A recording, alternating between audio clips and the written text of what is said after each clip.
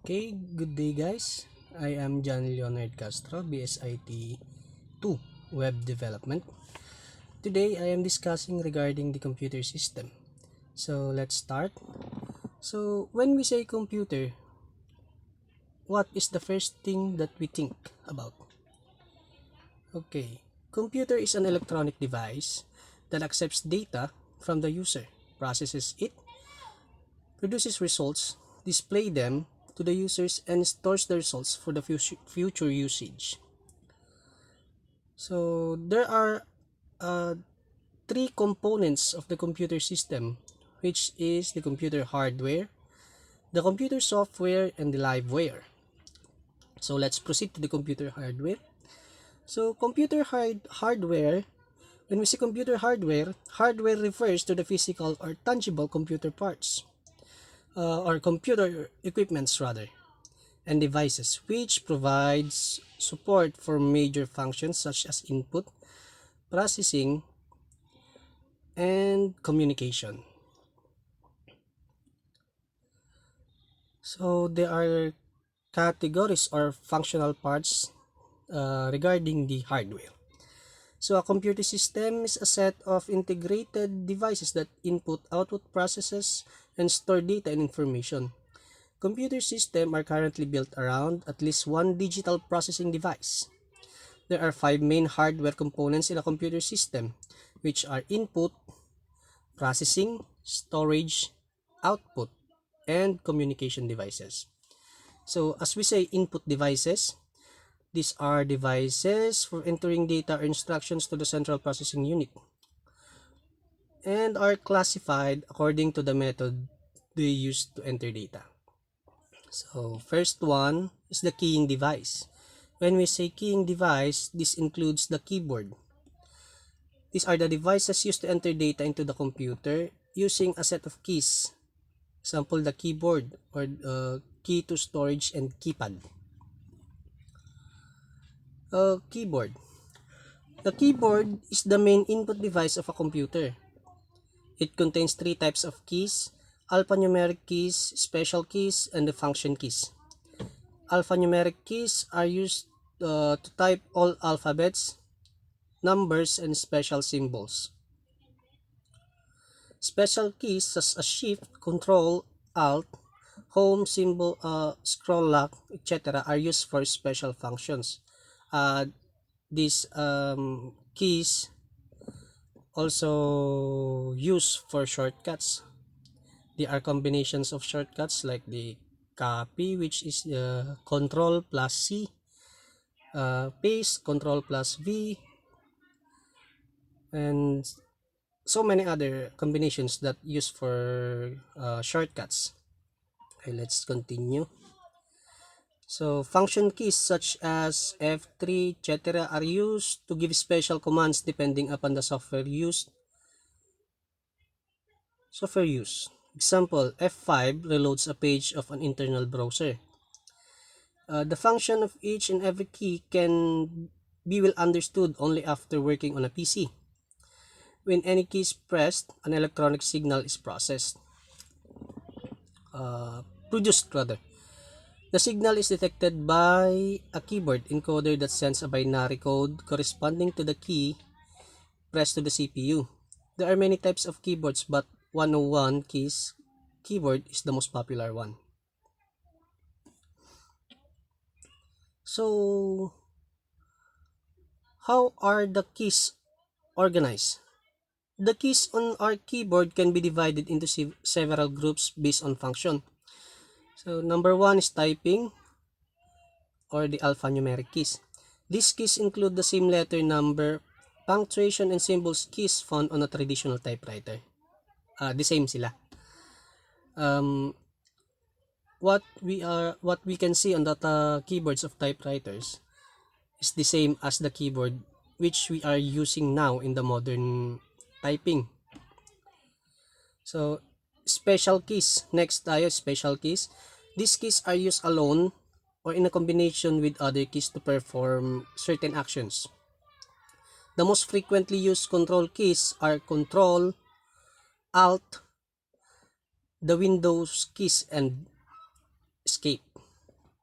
or ESC. The third one, function keys. The function keys are used to perform specific tasks. They are labeled as F1, F2, F3, and so on. The functionality of the keys differs from program to program. Next one is the cursor movement or the navigation keys. These keys are used for moving around in documents or web pages and editing text. They include the arrow keys such as home and page up, page down, delete and insert and arrow keys. And the last one is the numeric keypad. So the numeric keypad is handy for entertaining numbers quickly. The keys are grouped together in a black-like and conventional calculator or adding machine. So yung numeric keypad, makikita natin siya sa right part of the keyboard. Right part of the keyboard, dun siya yun yung place na kinalalagyan ng numeric keypad. So next is the pointing device. Pointing devices. So the mouse. Yes, the mouse. A mouse is a small device used to point and select items on your computer screen. We all know the mouse, di ba? Although mice come in many shapes, the typical mouse does look a bit like an actual mouse. It's a small oblong and connected to the system by a long wire that resembles a tail, and the connector, which can either be PS2 or USB. Some newer mice are wireless. A mouse usually has two buttons, a primary button, usually the left button, and a secondary button, which is in the right part. Many mice also have a wheel between the two buttons, which allows you to scroll smoothly screens of information. So, basic parts tayo ng mouse. Tapos na pala. Doon tayo sa clicking. To click an item, point to the item on the screen and then press and release the primary button, usually the left button, for selecting. Double clicking. To double click an item, point the item on the screen and then click twice quickly. If two clicks are spaced too far apart, they might be interpreted as two individual clicks rather than as one double click. Right clicking. To right click an item, point the item on the screen and then press and release the secondary button. Right clicking an item usually displays a list of things you can do with the item. For example, when you right click the recycle bin on your desktop, Windows displays a menu allowing you to open it, empty it, delete it, or see its properties if you are unsure of what to do with something. So there are many other part of the hardware, scanning devices. Yun, mga examples, yung barcode readers, optical character readers. So let's proceed to the computer software. So computer software, also known as programs or applications, they are classified into two classes, namely system software and application software. So there are examples of softwares, which includes the internet browser, movie player, operating systems, photo or graphic programs. Yun yung mga examples. Next is the liveware. Liveware is the computer user, also known as the humanware. The user commands the computer system to execute on instructions. So liveware is considered as human or us. So let's proceed to the CPU or the central processing unit. The central processing unit is considered as the brain or heart of a computer. It also known as processor and consists of three units, namely control unit, arithmetic logic unit, or the main memory unit. The system unit is a core of a computer system. Usually, it's a rectangular box placed on or underneath your desk. Inside the box are many electronic components that processes data. The most important of these components is the central processing unit, or the CPU, or the microprocessors, which acts as the brain of your computer. Another component is random access memory, or the so-called RAM, which temporarily stores information that the CPU uses while the computer is on. The information stored in RAM is erased when the computer is turned off. Almost every part of our computer connects to the system unit using cables. The cables plug into specific ports. Typically on the back system unit, dun sa likod niya. Hardware that is not part of the system unit is sometimes called a peripheral device. Peripheral devices can be external, such as a mouse, keyboard, printer, monitor, external zip drive or scanner, or internal, such as CD-ROM drive, CDR drive, or internal modem. Internal peripheral devices are often referred to as integrated peripherals. These are two types according to shape, tower, and desktop. So the most important part that the CPU has is the motherboard. So what is a motherboard?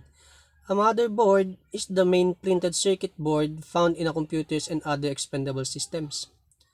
Ito yung pinakasentro. It holds many of the circular electronic components of the system, such as the central processing unit and memory, and provides connectors for other peripherals. So may types of processors tayo, which is the compiled instruction set computers, and the other one is the reduced instruction set computers, RISC. So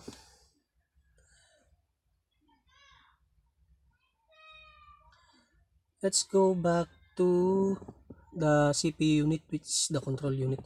So when we said control unit, it directs the operation of the processor. The other one is the arithmetic logic unit. Arithmetic logic unit, functional part of the digital computer that carries out arithmetic and logic operations on machine words. So next one is the main memory unit, the central storage unit in a computer system, or commonly named as RAM, or the random access memory. So what are the functions of the central processing unit? So it processes data, controls sequence of operations within the computers. It gives commands to all parts of a computer. It controls the use of the main memory in storing of data instructions. It provides temporary storage and permanent storage of data. Those are the said RAM and ROM. They have differences. RAM stores data while the computer is on, and it will be deleted if the computer is going to shut down, while ROM stores data even though the computer is off. Your data is still there. So the control unit is the center of operations for the computer system. It directs the activities of the computer system. So thank you for listening, and that's the end of my discussion for today. Thank you.